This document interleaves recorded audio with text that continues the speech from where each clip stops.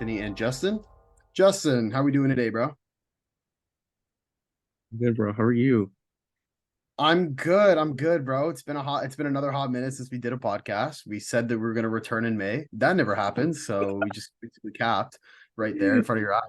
But the plan is to start getting back into it, right? We're trying to up the quality of our podcast. We're trying to do some more things. So been busy with first year university for myself, Justin working, it's been a lot. It's been a lot. A lot has happened, a lot has changed. So how was your week, buddy? Hey, it was good. How was yours? It was good, man. Just another fucking week of school, doing all my shit, right? Doing all my homework. It's like whatever, working as well. But I'm glad to be, at home today, filming the pod, obviously, talking about the NHL, which is what I love to do. What about yourself? What did you do? Good. Anything exciting? Just went to work. You already know. You already know my schedule with work and all that. But Well, other than you that, you also came back from a very nice yes, vacation. yes, I did. But that was like 2 weeks ago. That's like I don't even remember that anymore. That's like it's just been full on work. So I mean, Just a lot of work at this point. That trip was like long, long gone.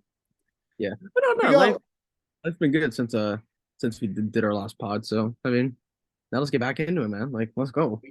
we did win a soccer tournament. We did say we were going to play soccer this year, and we did win the entire league. So shout out to that because trying to go back to back this year. That's the goal. It's January, so contracts will be sent out in March in case anyone's wants to join the team. Okay, but we got lots to get into today. We got to talk about the Leafs. We got to talk about the Oilers. We got to talk about the playoffs. We got to talk about the trade deadline, buyers and sellers. What we're going to see in the next coming weeks. Maybe some players getting traded and a Maybe. lot of roster moves. We're going to see who makes playoffs. It's a very tight race in the Eastern Conference at the moment. Playoffs are shaping up right now. We can see some matchups that you never thought we'd see, especially after a lot of predictions last year or before this season had some of these teams not even in the playoffs, like ourselves with a certain team who might be top three in the league. But we'll get into that in a bit later. So why don't we start with your Toronto Maple Leafs, Justin? Your Toronto Maple Leafs have had a very lackluster, very exciting, disappointing, but overall just Mediocre. It's been crazy mediocre. ass couple weeks. They played the Islanders. I think it was not last Thursday, but the following Thursday, so about like maybe 10 days ago. And they Lost. lost. They lost. Okay. They lose in overtime. That's fine. They blow a 3-1 lead. But the story is they go on this, they now go back home, play the Colorado Avalanche and the Detroit Red Wings in a back-to-back situation where Colorado, I expect them, it's going to be a tight game. They go up 3-0 in the game, and I'll let you explain what fell through in that from period two all the way to the end. Well, it's just lack of like concentration, really. Like there's just so many stupid mistakes that the team makes in their own zone. And it's like again, this has been happening for years. They just like switch off. It's like they have multiple leads, and then like, okay, like let's play calm now. Like, let's not try and score more goals. It's just full on, okay, let's just have the puck in our zone. If we play it out, cool. But if we don't play it out, it's whatever. And that's what happens. The team lacks concentration. That's what they do. They lack concentration. They lack physicality still. It's been 5, 6 years that this has been a problem. Still can't figure that out. Still can't figure out the goaltending issues. There's just so many issues. Like it's unbelievable. Like I don't want to focus on one game. I want to focus on the four major issues that the Leafs have and as to why they're so far away from contending. That's what I want to figure out or talk about. Um, the four things. Okay, no, let's start off with one of the four. They don't have a left winger. Okay, dude, we're more than halfway through the season and we still don't have a first line left winger. Like we have all this money splashing to four people, four guys, and we still can't figure out a left winger. We can look at other teams who have won the league. Okay, Vegas last year, first line. Who was that? Barbashev, Eichel, Stone. Okay, Yeah, Avs. I think they've a bit overpaid for Barbashev, I would say, but like other Yeah, than that, like World you can't Cup, right? really. Like that's all that matters. Yeah, Avs, Landeskog, Granton, and McKinnon. Okay, first line, boom. Okay, Tampa Bay, Stamkos, Point, Kucherov, boom. yeah. You know, like bro, they have All these teams that have won have a first line. definite first line. Yeah. They have assault, like they know what their first line. The Leafs don't know what that first line is still. They have center, right wing, left wing is just up in the air. Like it's like a big hole. You had Bertuzzi, nope. Holmberg, nope. I'll tell you what they've had. They've had Holmberg, number one. I know they've had Bertuzzi. They've put Domi up there. They've had Nyes up there. They've also had Nick Robertson up there. So they've had five guys to pick and move around the lineup. And for some reason, they still can't get us like something going with it. And it's proven over these past, I want to say like 7 games. Like again, let's take it back. They lost to the Islanders. They both lead. Okay. They go back home and play the Avalanche, strong other team, probably cup contenders at this point. Might get another one in 3 years. They end up blowing a 3-0 lead from the first period that they accumulated, and they ended up losing the game 5-3 with McKinnon hitting the 4-3 dagger in the third period with 2 minutes left to go, and then they pot an empty net. So okay, we understand that, or they understood that, you know what? Okay, we lose to the Avalanche, fine. Let's go play Detroit at home, the team that also had travel issues the entire day, been at the airport, and they lose that game too. It was Samsonov's first game back with the team, right? And they hung him out to dry at the end. He was playing fine. And then it's 2-1. Yeah, that's what I'm saying. It was 2-1, and then they end up losing the game in the final, like the game against Colorado, the last 2 minutes. And it was, Leafs fans are gonna go on Twitter and just say whatever they want and just rip the coach. But it's gotta, at some point, I get Sheldon Keefe's, a lot of people don't like Sheldon Keefe, but at the same time, you gotta think, okay, it's at this point, he's done what he can with his lineup that Tree Living gave him. Number one, you got to put a lot of this on Tree Living. And number two, it's got to be the players at this point. It doesn't seem like they really care anymore. They want to win, but they just, and it's, I mean, Keith as well. He did put his fourth line out there for the final minute of the game. And that's another issue that I want to talk about with how the roster is constructed. So, okay, left wing is an issue. Okay. 2, Keith his coaching decisions. Okay, we've been at this for again years, and I don't understand why we gave him an extension because he got us through the first round of the playoffs.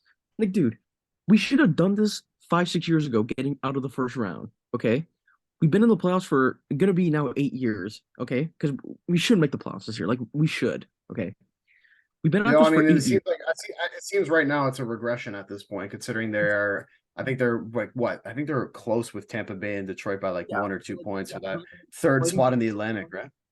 Yeah, we're fighting for a wild card spot now. It's ridiculous. So I don't understand why we're rewarding Sheldon Keefe for making us win a playoff series. We shouldn't be rewarding him for that. That's not the goal. We should be minimum conference finals. That's what we should be at this. Now, almost going on to a decade of this, we gotta let's win the cup. Dude, we're almost a decade into this. We have done nothing. Okay. So that's another issue. And his coaching decisions make no sense. He's I don't know who I could trust 42 games in the season. Dude, that's your job. You got to figure out who you could put on the first line. You got to figure out. Going that far deep into a season and not knowing who you can put out there in the third period. That's just it's not very good. But here's the thing. Here's where I'll counter you on that. I truly believe that Tree Living is also set up the team pretty poorly. We've seen how he's managed the Calgary Flames. He left that a mess when he traded Huberdeau and all those and Uyghur he got Huberdeau and Uyghur for Kachuk, I believe, and a second, something like that. But yeah, he left, and then he saw how bad they did, and then he's you know what, I'm out of here. He leaves Calgary, comes to the Leafs, and then just signs a bunch of guys to 1-year deals. For me, but again, I think it was that was later on in the free agency though. He didn't really have many options. He signed Bertuzzi, who was the biggest free agent there on the market left, which he got. Okay, he got Domi, which Leaf fans wanted. Leaf fans wanted Bertuzzi. It's just the fact. I think it's the fact that Matthews and Marner cannot figure out how to be that duo to find their left winger. Again, we could look at McKinnon and Rantanen. Dude, you put any guy on that left wing, bro, they'll make him. Clearly, it's been proven. Lehkonen, Drouin, Nichushkin, Ross Colton right now. Bro. Come on. Matthews and Marner is not that duo that we want them to be. We want them to be McKinnon and Rantanen. We want them to be McDavid, Draisaitl when they play on the same line. Like, but it's just not working. Like, it's just not gonna happen. But I do think tree living is a big issue because first of all, I don't really understand how or who thought tree living was a good idea to bring in as GM. Like, what has tree living done to be like a considered a good Man GM? over there. Like, like Well, honestly, like who did you think as soon as they got rid of Dubas? Who did you think was going to be the general okay, manager? that's the thing. At that time, Dubas got fired. Okay, was there really any good GM options out there? Like, They could have promoted I don't their think so. Like, what GMs promoted available were out there? the Marlies GM. Maybe they could have promoted. I don't know if he was ready yet. I don't know his name, but maybe he would could have been ready, right? But remember, wasn't Dubas the AHL DM of the Marlies, and then they promoted him? Remember Mm. that? So again, that didn't work out. So I mean, I don't know. I just found it weird that they fired him because he's like, oh, I wanna continue to like help this team. But then you fired him, but then couldn't find really a better replacement. You know, it's kind of just like dysfunctional. Like I don't really understand what the what what's the vision going to the future. So that's another problem. Okay, we've been doing this for like you said before we started 2020. Okay, Hmm. the defense, dude. Morgan Riley Mm. has been great this season. Okay, he's been great. Okay, he's But all the star defense around the defense around Morgan Riley is has not always good. been an Like TJ Brody all of a sudden is declining. Like Benoit, like dude, these guys are like casuals. Like I'm sorry, like these guys are not Stanley Cup worthy. Like it's just not. Like these guys again, stupid mistakes. Like we don't see Tampa Bay signing these random dudes, and it's like, oh, okay, yeah, let's just put them in the top four position, you know, top four D-man slot. Like no, you know, like it's just not working. And again, we don't have a Norris caliber defender. Until we find one, we will not do anything. Okay, Morgan Riley has been great, but again, he's not Norris worthy. Like it's not 2017. It's just not. Like well. he's been I 11 years. And like, what has happened? Absolutely nothing. Like, I'm sorry, but it's just not gonna happen. What are we gonna say? Well, I mean, with the defense core, I mean, we've seen a lot, we've seen CC, we've seen Barry, Barry. we've seen who else have we seen? We've seen so Martin many people. Marincin. Artem Marincin, like we've had like the Leafs have gone through so many different kinds of defensemen, so many experiments to put with Riley. And with like I said, like I've been saying in the past, when you have four guys now making over, you know, I think it's like 53% of the entire Yeah. salary for a I'll make over 21 10. roster. That's crazy. So the Leafs signed like while we were had this long ass break from filming, Nylander ended up signing a contract. It was his contract year. He ended up over exceeding expectations in the first quarter, maybe towards half of the season. I think he has like 60 something points or 50 something points. He's like top five in the league in scoring. However, as soon as he signed that contract, 3 games in a row, he kind of dipped down. So here's where I think the Leafs went wrong before going into this offseason. If you knew you wanted to sign Nylander and you knew you were going to pay him, Matthews, you already signed. You have a long term plan with Tavares. Marner should have been that outlier that you trade away, save a bunch of money, and then sign players who are cheaper and bring more to that roster. But no, they still want to stick with these four guys every single year. It's Shanahan is still there. They've had I think 3 different GMs. I don't even know who the first one was, but I know they had Lou, they had Dubas, and now they have Tree Living. And they still, I think it's Shanahan because I think he's an idiot. He still decides to have these core four players constantly Yeah. in his plan. Yeah. But like trading Marner would have been the perfect thing. You dump 10.9 million dollars, basically $11 million to another team. Maybe you get some picks back or whatever, but you build a team around Matthews and Nylander long term. And then you just put the pieces together with the depth, like the third, fourth line, and maybe give Riley a good defense partner. Like for real. Or maybe like get a good like you have Wall, but like maybe trade for another good goalie to help Wall out. I know Martin Jones or Samsonov might not be the best fit, So a guy like maybe Marc-Andre Fleury or like Cam Talbot was free in the offseason as well. That would have been a perfect situation for the Maple Leafs had they trade Mitch Marner before his no move clause kicked in July 2nd. Yeah. Like the Leafs had time. Let's not get it wrong. The Leafs had time to trade Marner. It's not like, oh, Mm-hmm. playoffs, their season ended. Okay, no movie cost kicked in. Like they had time, but again, he's this beloved guy in the locker room, and it's like no, because we can't trade him, or else Matthews will be unhappy, Nylander will be unhappy, JT will be unhappy. Then it's like, okay, well, we got to keep everyone happy. It's like, dude, at some point, like you kind of just have to like just throw it out the window, man. Like, and I just don't understand it from like a fan point of view. Like it's like, okay, we have these four guys who are now going to make over 10 and a half per year, and it's like nothing has been done. So what have they done to deserve? Like, okay, Matthews, okay, I understand 70 goal pace. He's been sensational. Like we know what he can do in the play. Like he can perform in the playoffs. Like we saw last year, he can. It's just a matter of building a team good enough to win the playoffs. And it's just like, dude, they're just not capable. And it's like As really it's infuriating. mm-hmm. Like it's really infuriating. And they just don't it's like they just don't want to figure out the issues in front of them. It's like and it's like why? Like no good defensemen. No, like no. They're decent defensemen, but they're not like good enough. You know what I mean? Like good enough to They're contend. not they're not They're they don't have decent a cup defensemen. winning. They don't have a defense to win the cup. What you're saying? Yeah. Like you can't figure out the left winger position, which again proves my point. Bertuzzi was literally playing first line last year. Okay. He was literally playing first line. Okay. And on the first power play. Okay. And look what he did with Boston, going absolutely insane. Okay. That's what got him his money. Okay.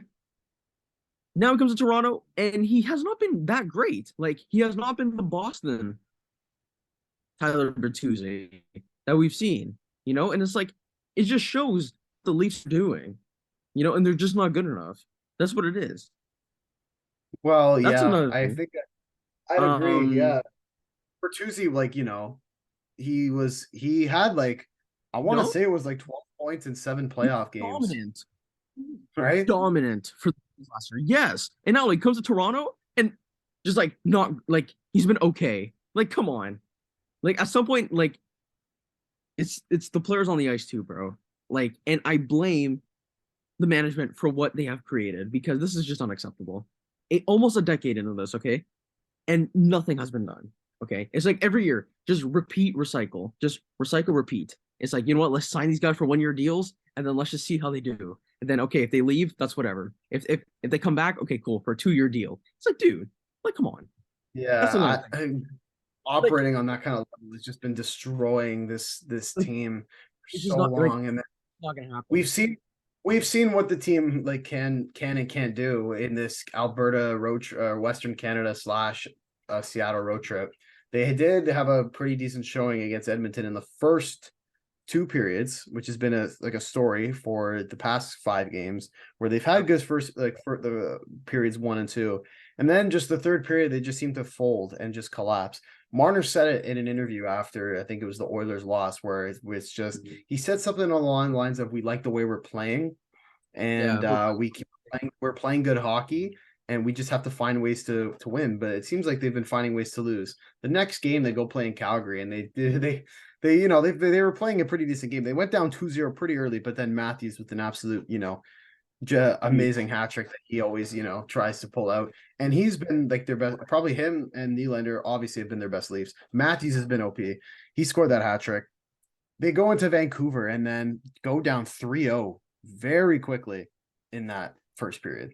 Tell me what did you think yeah, of that? Like, were you watching that game? The Canucks game against the Leafs? yeah. I know. I was. No, I was at a restaurant and I was watching the game, and it didn't surprise me because again, when the Leafs come up against top teams, they struggle. Okay, Avs lost, Oilers lost, Canucks lost. Like most of the time, like dude, like the Leafs are predictable. Like when they go into Canucks, like when they go into Vancouver, I mean, all of a sudden a good Vancouver team, boom, they lost. Like it's just obvious. Like these guys are gonna lose. It's like I don't know. I feel like when you watch them for so long, you kind of just figure out like, okay, they're probably gonna lose this game. It's like, they'll probably win this game. But you kind of just got the vibe that like, okay, they lost against Oilers, they beat the Flames. Are the Leafs really gonna go back to back on those West Coast? No, I don't really think so. So you kind of just figured out, okay, um, you kind of just figure out, okay, then they'll lose to the Canucks. But I mean, it's been mediocre at best. Yeah, I'm not really thrilled with the season, and honestly, I think they're just gonna continue this trajectory of being mediocre and barely squeaking into the playoffs. Which I mean, squeaking into the playoffs really technically isn't a bad thing because we've seen teams squeak into the playoffs and then go on a cup run. So I mean, I don't know.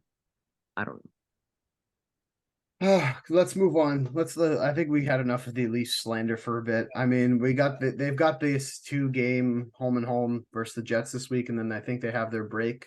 So I guess we'll see what happens there. Let's move on to another Canadian team, the Edmonton Oilers, who are the hottest thing in the NHL at the moment, going 13-0-0 in their last 13 games. Stuart Skinner won 10 games in a row. They just earlier today announced that they signed Corey Perry to a 1-year deal at $775 AAV. How does that improve the Oilers roster heading into the last back half of the season? I think it improves. Honestly, like okay, they started off really poorly. Okay, like everyone saw that, but now all of a sudden they won 13 games in a row and counting. They're still on that streak, and now they just signed Corey Perry, who's been to like what 3 straight Cup finals.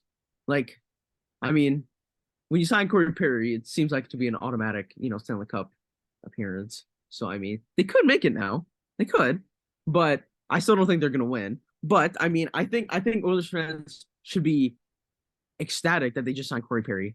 Like, which is kind of weird to say, but I mean, dude, like Corey Perry, again, he's a playoff guy. So I mean, once they make the playoffs, which it seems like they're gonna make the playoffs, dude. Honestly, Corey Perry in that team, I mean, let's go, man. Like, that's a good signing. Like, Right. Well, I like that signing. I'm pulling up the standings at the moment, and they are with 4 games in hand on the Vegas Golden Knights. They are 6 points back, so it looks like they can catch them and get the second spot in the division if they continue this run. Their next 2 games, they play the Columbus Blue Jackets and the Chicago Blackhawks at home. Oh, So they have a very high chance of getting of going 15-0 on this like marvelous run that they're on right now. With the way yeah. Stuart Skinner's playing, Corey Perry's probably might make his debut tomorrow. I could see him on that first power play in front of the net, which is perfect. You have Bouchard, McDavid, Draisaitl. Yeah, Bouchard, McDavid, Draisaitl, and then Nuge, and then you throw Corey Perry in front of the. Well, I mean, yeah, either Hyman or Perry, but I mean, it looks pretty good. No, I think you take out Nugent Hopkins and put on Corey Perry. I think that's what you should do. Because you already have McDavid and Draisaitl who can move the puck, right? So you might as well just put him on the second. Keep Perry and Hyman in front of the net to bank in those tips and rebounds.